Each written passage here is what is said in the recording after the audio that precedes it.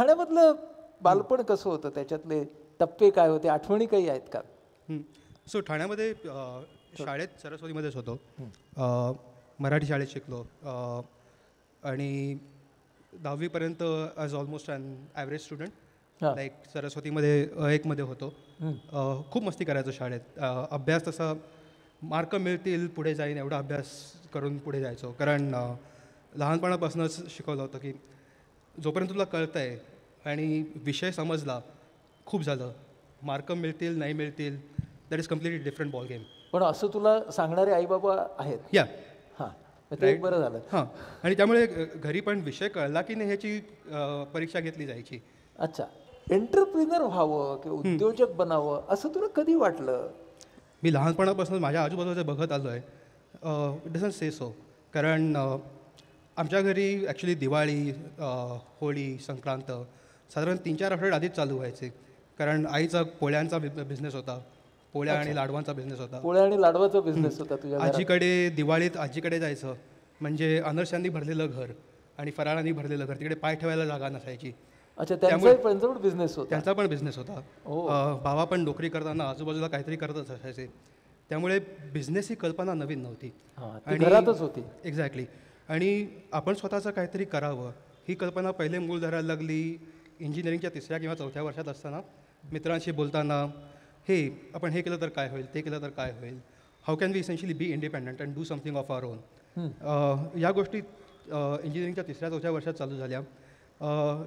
The idea evolved over period of 6 years. 6 वर्ष लागली. Yeah in terms of exactly what does it even mean. Like स्वतःचा काहीतरी business चालू करायचा म्हणजे काय करायचं काय आणि कुठल्या आयडियावरती काम करायचं, पैसे कसे येतील, what is a business plan, risk घ्यायची की नाही, हे सगळं विचार करत करत 6 वर्ष गेली. Spoke to multiple people in that period and yeah. पण मग ब्रेक थ्रू कुठे मिळाला की मला आता करायचं आहे असं? सो ब्रेक थ्रू मिळाला 2009मध्ये. सो 2009मध्ये त्यावेळेला मी थॉटवर्क्समध्ये होतो आणि been talking about multiple friends for long time about starting a business. आणि मग तू नोकरी करत होता? हां, नोकरी करत होतो. आणि विचार असा होता की काहीतरी एक प्रॉडक्ट कंपनी चालू करावी आहे, आपण स्वतःचं प्रॉडक्ट बनवावं. पण प्रॉब्लेम होता की प्रॉडक्ट बनवायचं असेल तर इनिशियल फंडिंग मिळायला जे हे करायला लागतं. That scene was not so good in India. हां, म्हणजे मला अगदी प्राथमिक माहिती आहे, पण मी तुला विचारतो की आपल्याकडची जी IT इंडस्ट्री आहे ती जास्त सर्व्हिस ओरिएंटेड आणि कमी प्रॉडक्ट ओरिएंटेड आहे, बरोबर आहे ना? त्यामुळे मग तुला असं वाटलं की प्रॉडक्ट ओरिएंटेशन आपल्याकडे जरा कमी आहे.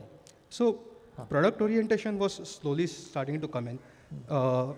But whenever you are building a product, तुमच्या डोक्यात एक आयडिया आहे, त्या आयडिया अजून तुम्ही बनवली नाही आहे, लोक वापरत नाही आहेत, मग तुम्हाला पैसे कुठून मिळतील?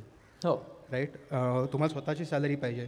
स्वतःची सॅलरी नाही घेतली तरी तुम्ही लोक हायर करतील, त्या एम्प्लॉईजची सॅलरी द्यायला लागते, मार्केटिंगचे पैसे जातात, कस्टमर्सना प्रमोशन द्यायला लागतात, त्याला भांडवल पाहिजे. आणि भांडवल टिपिकली VCsकडनं मिळतं, venture capitalist and angel funds. हां, म्हणजे जे गुंतवणूकदार असतात त्यांच्याकडून आपल्याला भांडवल मिळतं, तर त्यांना आपल्याला अट्रॅक्ट करता आलं पाहिजे. हां, आणि 2010मध्ये एवढे भांडवलदार नव्हते भारतामध्ये. आज खूप जास्ती झाली आहेत. Like today there are lot of VCs who are funding early stage startups. ते 2010मध्ये नव्हतं. त्यामुळे आम्ही जेव्हा प्रोडक्टबद्दल बोलत होतो, we also started building a product while working. Like संध्याकाळी थांबून, विकेंड्सला थांबून काम करणं. पण ते पण कुठे जात नव्हतं. सो वी स्टेट दॅट आपल्याला माहिती आहे कन्सल्टिंग कसं करायचं. So let's start a consulting company.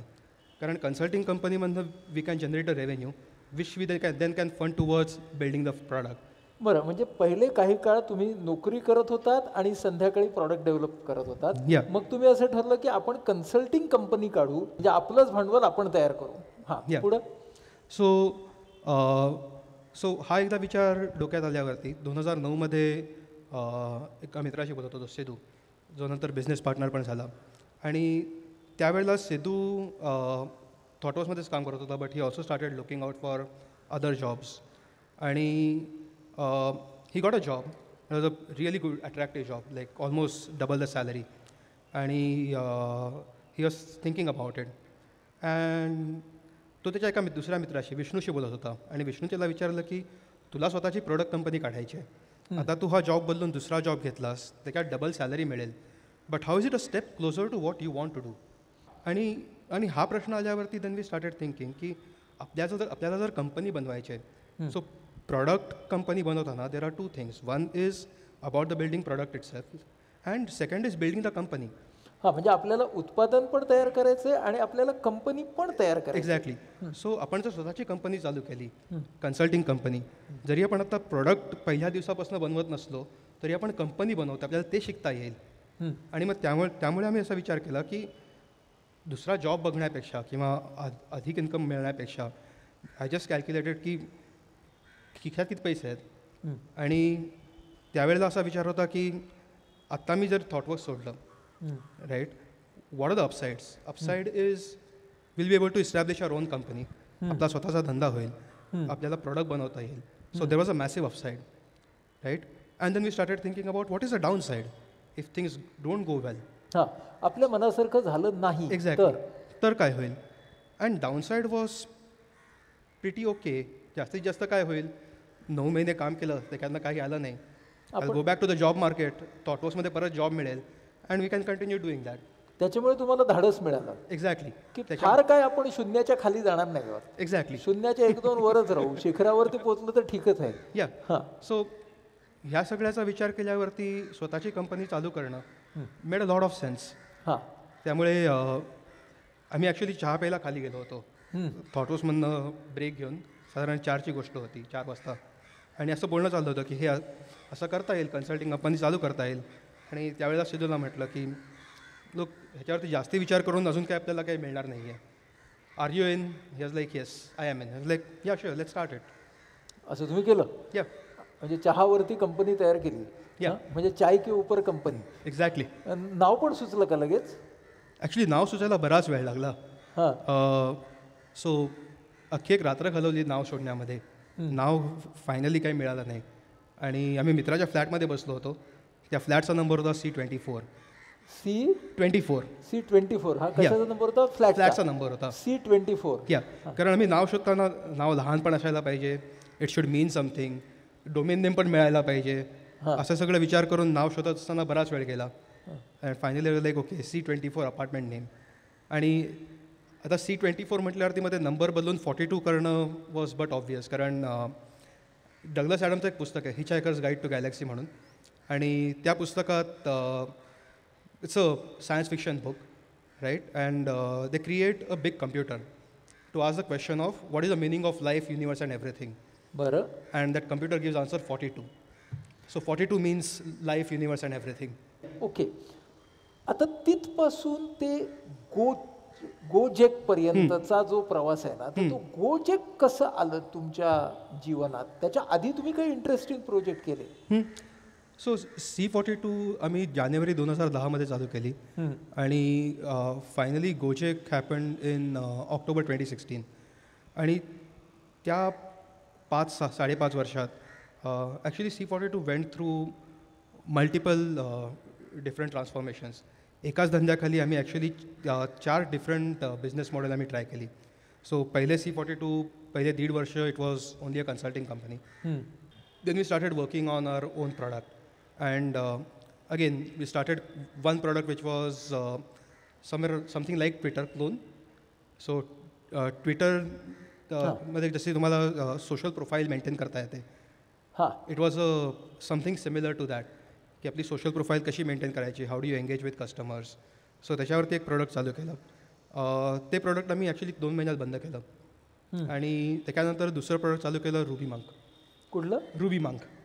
म्हणजे Ruby Monk is online platform for learning a programming language called Ruby. So आम्ही C42 मध्ये रुबी लँग्वेज आम्ही जवळजवळ प्रत्येक प्रोजेक्टवरती वापरायचो. It's a very nice programming language. आणि कोड अकॅडमी वगैरे जसे आहेत जे ऑनलाईन लर्निंग आणि ऑनलाईन म्हणजे रुबी नावाची संगणकाची भाषा आहे आणि रुबी मंक म्हणजे तो मंक तुम्हाला ती भाषा शिकवतो. हां, ते भाषा शिकवण्याची संगणकीय प्रणाली आहे. ते तुम्ही प्रॉडक्ट तयार केलं. ओके. ते चाललं का? हो, ॲक्च्युली ते entire community accepted that really well.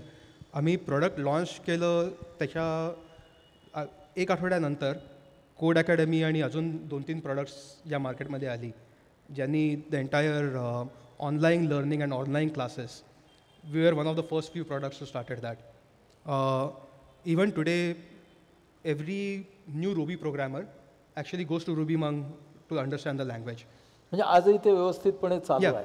आम्ही साईट लॉन्च केल्यानंतर रुबी भाषा ज्यांनी लिहिली त्यांनी पण साईटवरती जाऊन yes this is a good course material to learn Ruby. हा, म्हणजे ज्याने ती भाषा तयार केली त्या शास्त्रज्ञाने सुद्धा तुम्हाला शिफारस दिली. येस. आता आपण त्या गोजेककडे येऊ. कारण आम्ही ते मगाशी गोजेक पाहिलं आणि त्याच्यामध्ये आम्ही मोटरसायकल पाहिली आणि मोटरसायकलवर बसलेलं तूही पाहिलास. तर मोटरसायकल, गोजेक, इंडोनेशिया ही काय काय सगळी गडबड आहे ती आम्हाला सांग. ओके, सो रुबीमंग झाल्यानंतर आम्ही अजून एक प्रॉडक्टचा प्रयत्न केला. That was a third phase of C42, ज्याच्यात वी वेंट ऑल इन. आम्ही कन्सल्टिंग बंद करून फक्त प्रॉडक्टवरती काम केलं आणि 1 वर्ष त्याच्यावरती काम केल्यानंतर we decided to get back to consulting. But this time we said that we want to build CTOs consulting firm. कारण जगामध्ये CEOsना कन्सल्ट करण्याकरता बऱ्याच फर्म्स आहेत, राईट, बिझनेस कन्सल्टिंग. बट CTOsना कन्सल्ट करण्याकरता जास्ती फर्म्स नाही आहेत. हां, थांब, मला वाटतं हे सांगायला पाहिजे की जगामध्ये जे चीफ एक्झिक्युटिव्ह ऑफिसर म्हणजे जे प्रमुख अधिकारी असतात त्यांना सल्ला देणाऱ्या सल्लागार कंपन्या आहेत, परंतु जे तंत्रज्ञानातले मुख्य अधिकारी असतात त्यांना सल्ला देणाऱ्या कंपन्या कमी आहेत. तेव्हा आपण अशा कंपनीकडे जावं जी त्यातल्या तंत्रज्ञानाला सल्ला देईल, तंत्रज्ञानाचा जो मुख्य आहे त्याला सल्ला देईल. Okay, so second phase of C42 started with that ambition ki we want to create McKinsey of technology. Right? And when we started building the business, we also started talking to VCs जे या सगळ्या कंपनीजला पैसे देत आहेत. They became त्या VC म्हणजे ते जे गुंतवणूकदार. एक्झॅक्टली. त्यांच्याशी तुम्ही त्यांच्याशी बोलायला लागलो की त्यांनी ज्या कंपनीमध्ये पैसे गुंतवलेत त्या कोणत्या कंपन्यांना सल्ला पाहिजे की नाही. आणि असं करताना आमची सिकोयाबरोबर ओळख झाली. म्हणजे हे गोजेकवाल्यांबरोबर तुमची ओळख? गोजेकमध्ये ज्या कंपनीने इन्व्हेस्ट केले त्या इन्व्हेस्टर, गोजेक कंपनीमध्ये ज्यांनी पैसे गुंतवले त्यांच्याशी ओळख झाली, मग गोजेकशी ओळख झाली आणि मग गोजेकशी ओळख. आता गोजेक काय आहे? खूपच कठीण प्रश्न आहे पण अगदी अगदी सोपं करून सांगा मला. गोजेक ॲक्च्युली ॲप्लिकेशन प्लॅटफॉर्म आहे. It is Uber, Swiggy, food Panda, Zomato, Paytm असे जसे आहेत. नाही, ही सगळी प्रॉडक्ट एका प्रॉडक्टमध्ये आहेत गोजेकमध्ये.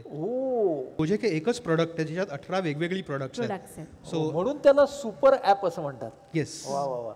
म्हणजे तुम्हाला एका जागेवरनं दुसरीकडे जायचं आहे किंवा तुम्हाला वाणसामान मागवायचं आहे किंवा तुम्हाला इवन घरी कोणाला तरी साफसफाई करायला बोलवायचं आहे, हे सगळं एकाच ॲप्लिकेशनमधून होतं सगळं. पण आता हे इंडोनेशियात चालतं का? हो, ही इंडोनेशियन कंपनी आहे.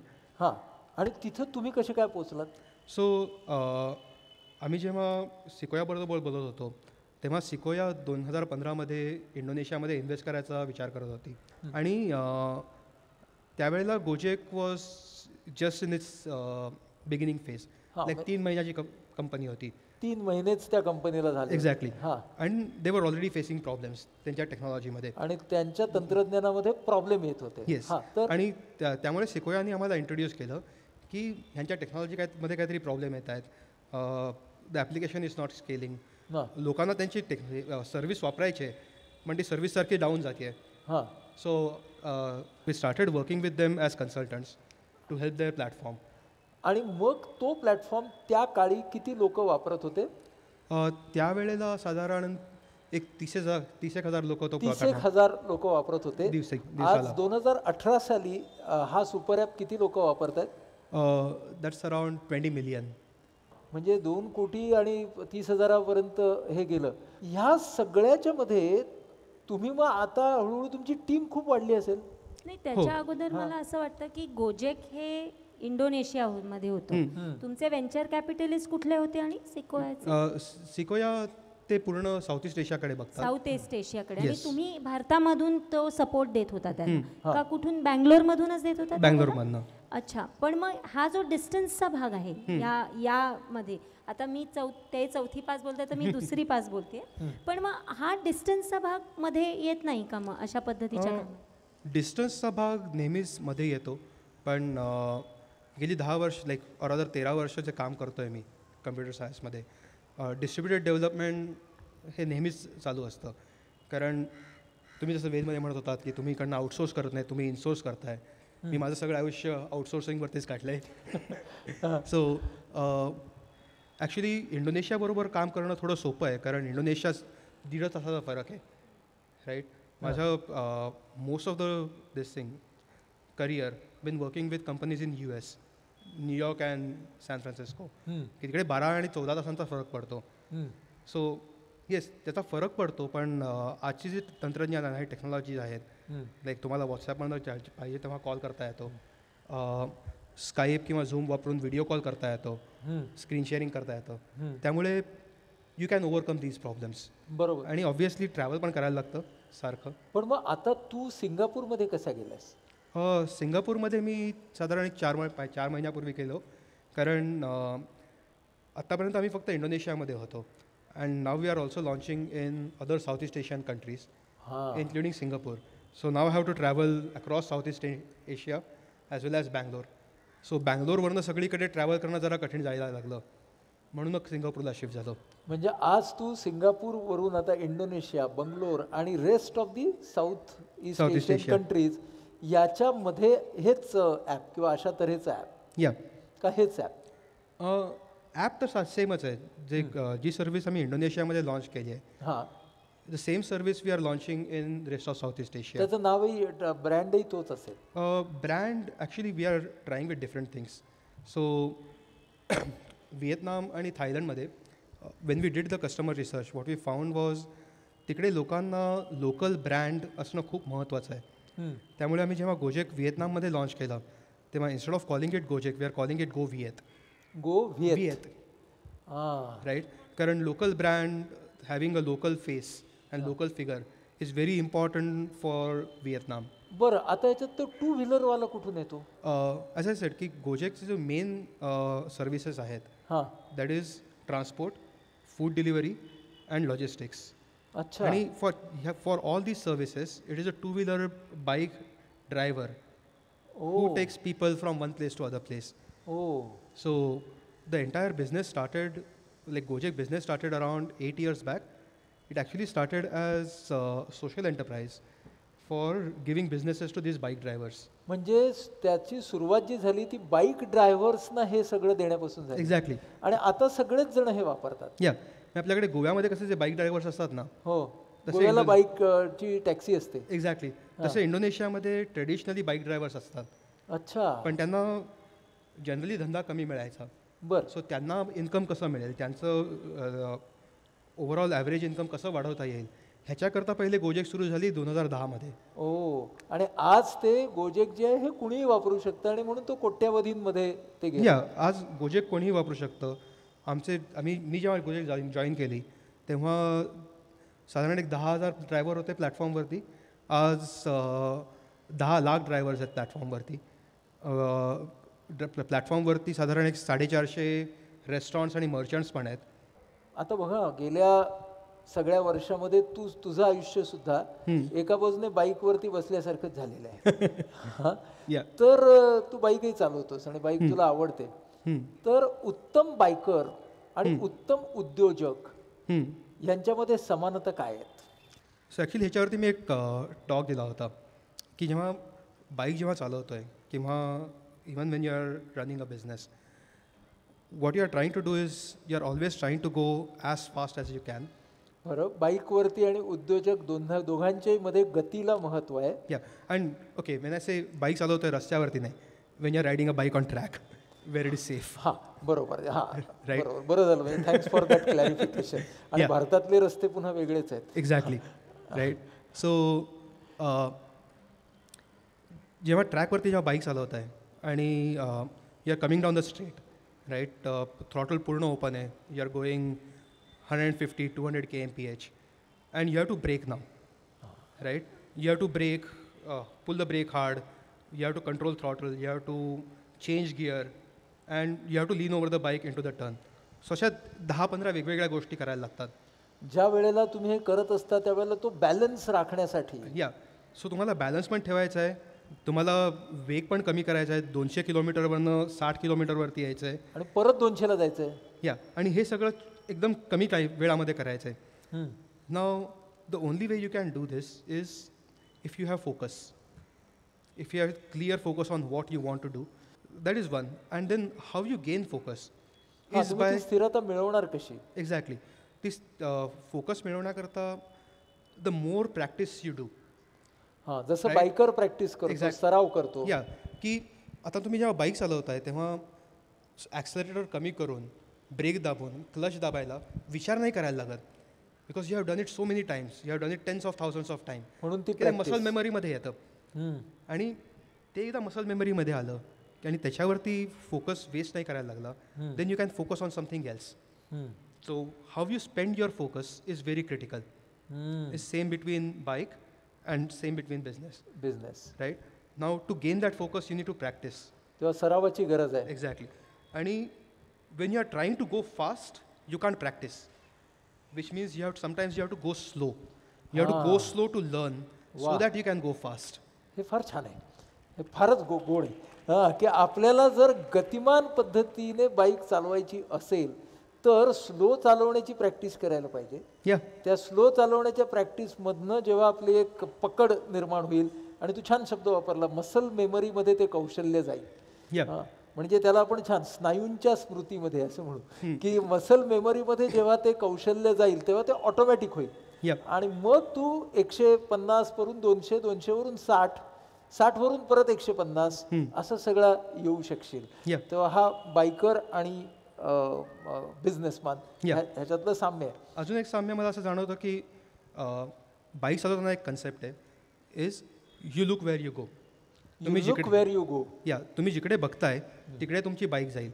बरोबर. हे दोन्ही प्रकारे चालतं. की इव्हन रस्त्यावरती बाईक चालवताना समोर सपोज अचानक एका कुत्रा आला, तुम्ही जर कुत्र्याकडे बघत राहिलात तर बाईक नक्की कुत्र्यावर जाऊन आदळणार, बिकॉज यू पॅनिक, राईट. त्याच्यावरती सगळं फोकस जातं and then you are concentrating on that आणि सगळं बाजूचं विसरलं जातं. यू पॅनिक आणि तुम्ही कुत्र्यावर जाऊन आपळणार. पण हेच जर तुम्ही लक्ष तुम्ही कुत्र्यावरती ठेवण्याऐवजी इफ यू लुक ॲट की कुठे जाता येईल, then you can exit, then you can figure out how to get there. तर तुम्ही म्हणजे कुत्रा सोडून रस्त्यावरती नजर टाका. एक्झॅक्टली. मला वाटतं कुत्र्याची भीती ज्यांना आहे त्यांच्यासाठी पण ही चांगली टिप आहे.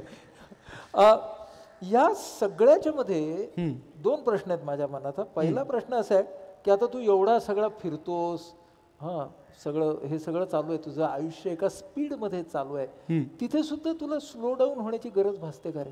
Yes, definitely. मग तू काय करतोस? Well, multiple things. I go to track. Chennai आणि कोइंबतूरमध्ये ट्रॅक्स आहेत आणि तिकडे मी ट्रॅक डेजला जातो. It's not racing, it's more of practicing on the track. For me that's like meditation. Wow. Right, because again when you're on track, you're riding the bike, you have to forget everything, just focus on riding the bike. So that helps a lot. Plus मित्रांबरोबर, घरच्यांबरोबर वेळ घालवणं, that helps a lot. Like you have to relax. हे सगळं करत असताना, गतिशील आयुष्य जगत असताना आपण म्हणालो तसं पुढे लक्ष ठेवायला पाहिजे. तर पुढे लक्ष ठेवायला पाहिजे म्हणजे रोड मॅपही आपला पुढे पाहिजे.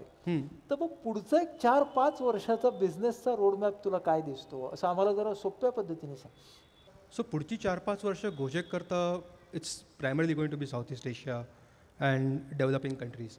की आम्ही गोजेक साऊथ ईस्ट एशियामध्ये करतो आहे. ॲक्च्युली आम्ही जे इंडोनेशियामध्ये जे करतो आहे, it's not just about building these products, but what keeps me going in this like very fast paced life, कधी झोप मिळते मिळत नाही, heavy travel.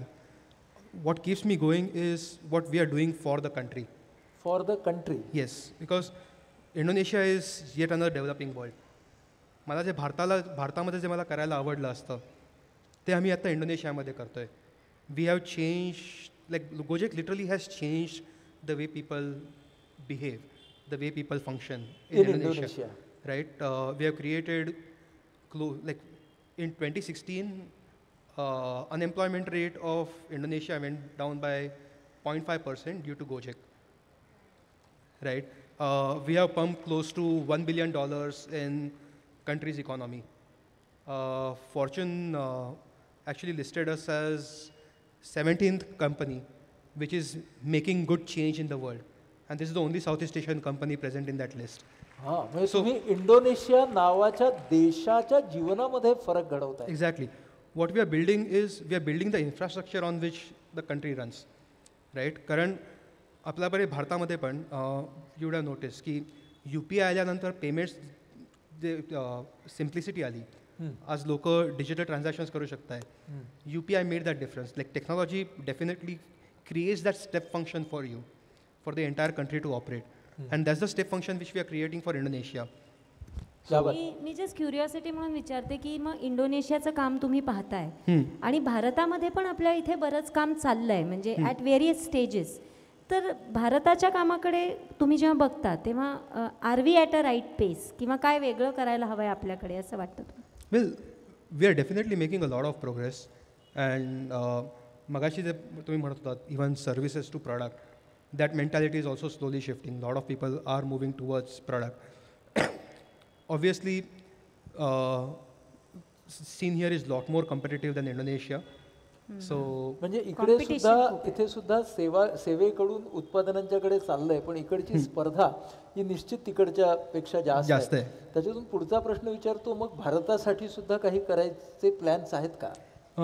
प्लॅन्स आहेत, नॉट इन इमिजिएट फ्युचर पण आहे. या, कारण finally we are running a company, right? आणि बिझनेस चालू करताना शेअर होल्डर्स असतात, त्यांना बुक्स दाखवायला लागतात. आणि भारतामध्ये आत्ता जर एंटर करायचं असेल, the kind of competition we have and the kind of exactly किती मोठ्या प्रमाणात ते करावं लागेल. एक्झॅक्टली. सो त्यामुळे भारतामध्ये येण्याचा आत्ता तरी विचार नाही आहे, पण पुढे येऊ शकतो. या, खूप सारे तरुण बसलेत आणि पालकही बसलेत, विद्यार्थी आणि पालक. त्यांना तू काय सांगशील उद्योजकतेबद्दल, त्यांच्या भविष्याबद्दल काय म्हणशील? Lot of interesting problems out there waiting to be solved. खूप सारे प्रश्न आणि खूप साऱ्या समस्या तुमची वाट पाहत आहेत. एक्झॅक्टली. तू सांगशील? या, आणि ते प्रॉब्लेम्स स्वतःहून सॉल्व्ह होणार नाही आहेत, कोणीतरी ते जाऊन सॉल्व्ह करायला पाहिजे. आणि त्या सगळ्या समस्या स्वतःहून सुटणार नाही आहेत, तर तिथे कोणीतरी जाऊन त्याच्यावरती आपल्याला उत्तर काढायचं आहे. हे एक आव्हान समजा. हे आव्हानच आहे. हे आव्हानच आहे, right? It's just, are you willing to take that risk? Are you willing to bet on your self? Are you able to are you willing to bet on your bet on your self? तुम्ही स्वतःशीच पैज लावायला तयार आहात का? Yeah, because if you are, then sky is the limit. If you are willing to bet on yourself. साहस हवं. या, आणि स्वतःशीच बेट लावायची, स्वतःबरोबरच पैज लावायची एक वृत्ती हवी. येस. तर ही वृत्ती कशी येईल? Actually continuous learning, continuously trying to push your own boundaries is very. सतत शिकत राहणं, स्वतःच्या मर्यादा, स्वतःच्या सीमारेषा पुढे पुढे सरकवत राहणं, यामधूनच ती येईल. एक्झॅक्टली. कारण प्रॅक्टिस केल्याशिवाय काहीच मिळत नाही, राईट? तुझं 10,000 hours rule. Unless you practice something doing 10,000 hours, you won't understand how to do it, right? Similarly, the overall hacker mentality. म्हणजे शिखराकडे जर जायचं तर सरावाला कमी लेखून चालणार नाही. आणि तो सराव करत राहणं. आणि मला आवडलं की तू तुझ्या उद्योजक म्हणूनचा जो सराव आहे तो बाईकच्या ट्रॅकवरती करतो, हे मला फारच आवडलं. आणि तू केलेलं सॉफ्टवेअर बाईकर्स वापरतात, म्हणजे बाईक आणि बिझनेस. येस. हे दोन्ही बाजूने चक्र पूर्ण होतं. थोडेसे गमतीदार प्रश्न विचारतो. ठाण्यामध्ये तुझी खायची आवडती जागा कुठली? मामलेदार.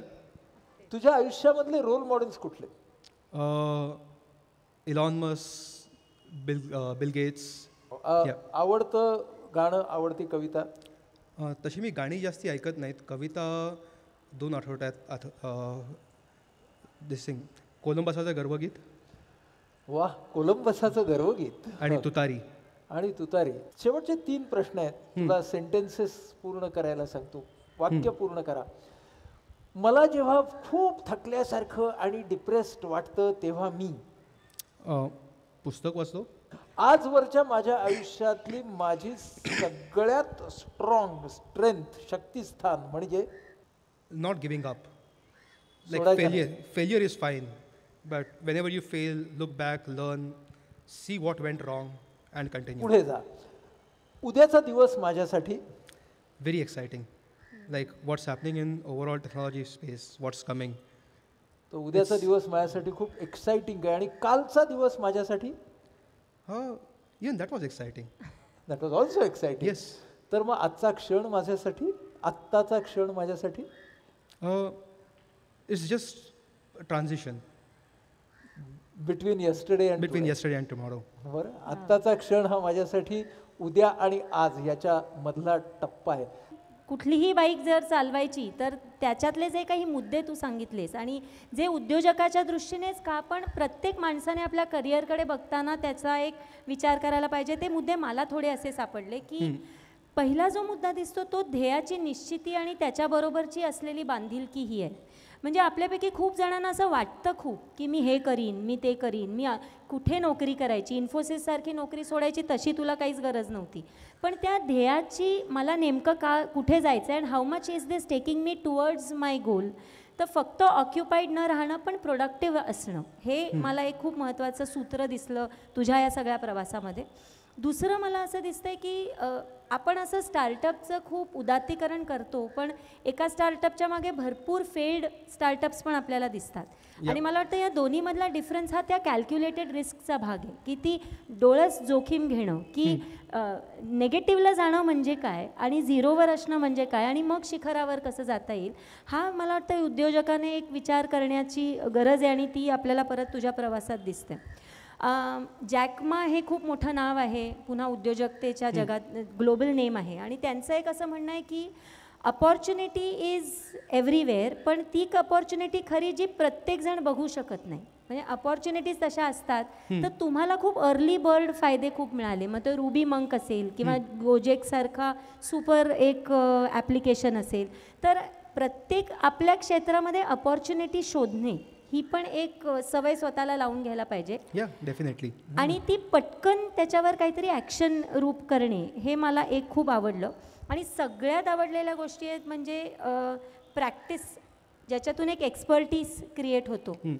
लास्ट मुद्दा जर म्हणायचं झालं तर आपण शून्य ते शिखर म्हणजे सतत आपल्याला पुढची घोडदौड वाटते की इट इज ऑल प्रोग्रेसिव्ह, पण तू जे म्हणालास की मॅनेज द पेस, मग तिथे ते कधी स्लो जाणं आणि कधी कधी फास्ट जाणं, पण त्या दोन्हीतला फरक समजून मी नेमकं या क्षणी काय करायचं आहे हे विजडम, हे मला असं वाटतं या पूर्ण प्रवासातला एक महत्त्वाचा दुवा मला दिसतो. So that was the bike ride for me from shunya to shikhar. So I like to highlight one thing right.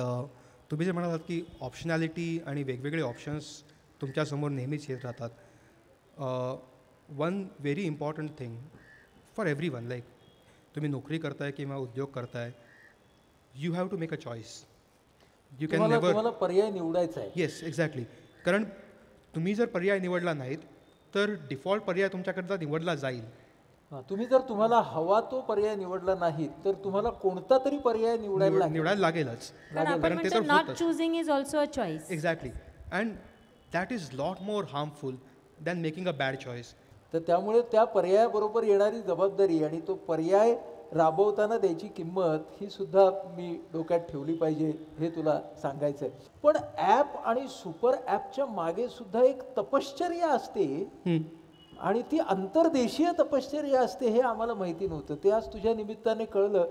त्यामुळे सगळ्या ॲप कर्त्यांच्या बाबतीतला माझा आदर या क्षणाला फारच गुणावलेला आहे. तो अशा एका मंकने आपल्याला सांगितलेला आहे आणि तो एका मंकने आपल्याला सांगितलं आहे. Thank you so much Niranjan.